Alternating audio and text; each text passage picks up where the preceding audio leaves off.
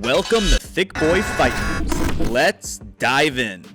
Tuesday morning, Dan Hooker tweeted his desire to return to the lightweight division, and he has his next opponent in mind. Responding to a fan suggesting Hooker face Tony Ferguson, the New Zealander didn't hold back. "You want to play ball? Step up to the plate at Tony Ferguson XT."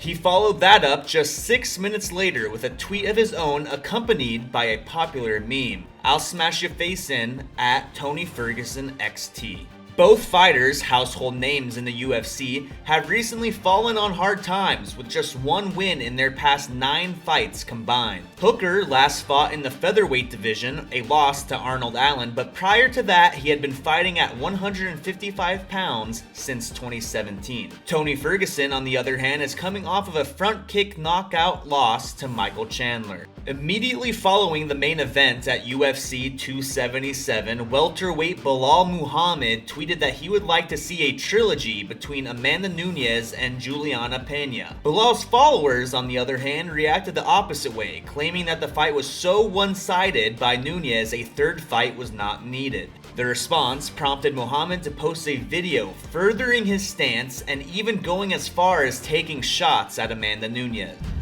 I just wanted to talk about the fights yesterday.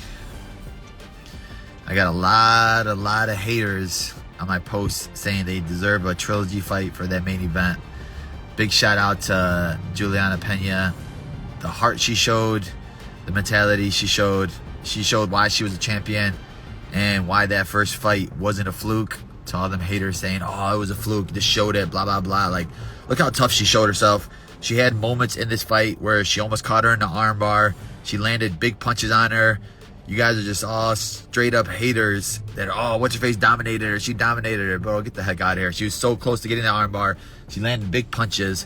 Yeah, she got rocked a couple times that could have changed the whole aspect of the fight. Who knows how she recovered off those knockdowns early in the first round. And there's girls that would have literally laid there and got taken down or gave up like Amanda did the first fight. So for all you people saying, oh wow, she didn't deserve it, blah blah blah, like Juliana won the first fight by finish. Amanda Nunes didn't. So that's why I deserve a trilogy fight. You could say what the score was, 50-44, 50-43, but that doesn't talk about the whole fight. There was moments in that fight where Juliana could have won that fight.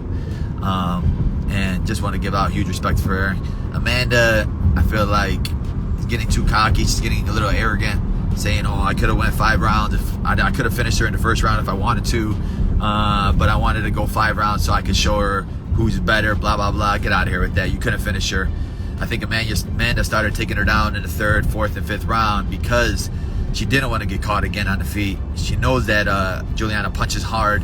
Her eye was very swollen. She was on crutches leaving, so she was definitely in a fight. It wasn't a dominating fight like a lot of people are making it out to be. Yeah, so for all the people that are hating on Juliana, fudge you. UFC welterweight Colby Covington reportedly took 7th place in a major South Florida poker tournament. A tweet from Andy Slater shows Covington at the tournament and gives more details on his reported payout.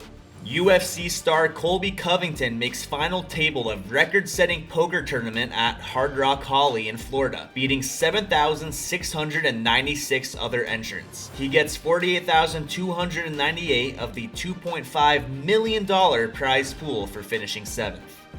ESPN's Brett Okamoto tweeted about a reported new addition to the UFC 280 in Abu Dhabi. According to his sources, Muhammad Mokaev will take on Malcolm Gordon in Abu Dhabi on October 22nd.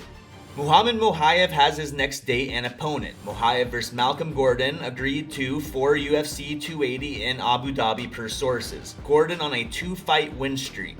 Muhammad most recently fought at UFC London on July 23rd, where he won in a 3-round decision and made headlines after by taking shots at Paddy Pimblett's character. Jake Paul's most valuable promotions business partner, Nikisa Bidarian, responded to Dana White's comments about the canceled bout between Jake Paul and Hasim Rahman Jr.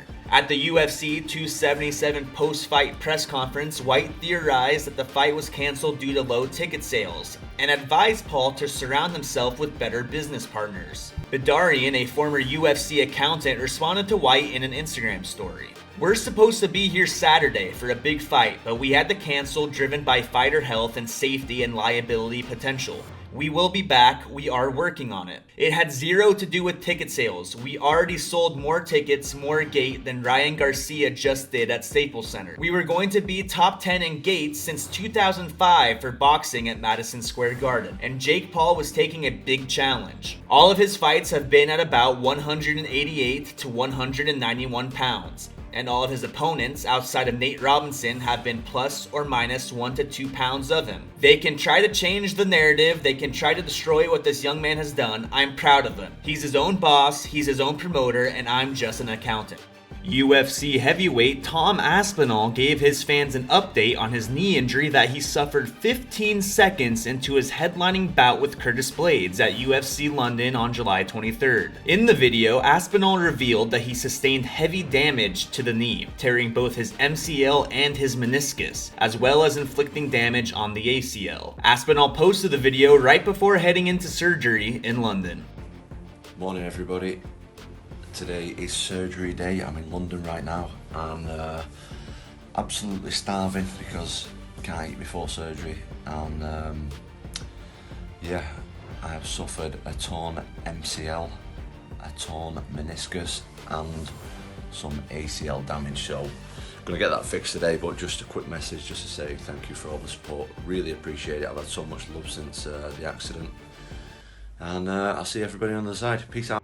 Tuesday night, Dana White's Contender Series returned for its second week of Season 6. After the season premiere featured lackluster bouts and only one contract awarded, White urged future competitors to step it up, and they did just that. Only one of the 5 bouts Tuesday went to decision, and White was so impressed with the performances he awarded contracts to all 5 of the winners. In the featured bout, Chris Duncan knocked out Charlie Campbell in the first round after being close to getting finished himself. In his post-fight press conference, Duncan talked about being on his heels during the fight, but knowing what he needed to do to secure the contract. "I made a bit of a mess of it, but it's not how you start, it's how you finish. He was rushing in. I watched some footage on him a while ago, and when he starts to get his groove, he starts weaving and bobbing with his hands. I saw him doing that, and I just got my head off the center line and just threw my cannon, and threw it right to his chops. I bounced his head off the canvas. Putting someone down like that is never nice, but that's what I'm going for, and I knew that's what was going to secure me my contract." Aside from Duncan, the contract winners are Vinicius Salvador, Francis Marshall, Waldo Cortez Acosta, and Billy Goff. After the event, Dana personally congratulated each winner. What a night. Congrats. Yep. This is what I'm talking about. Congrats. Yep. Congrats, man. Unbelievable.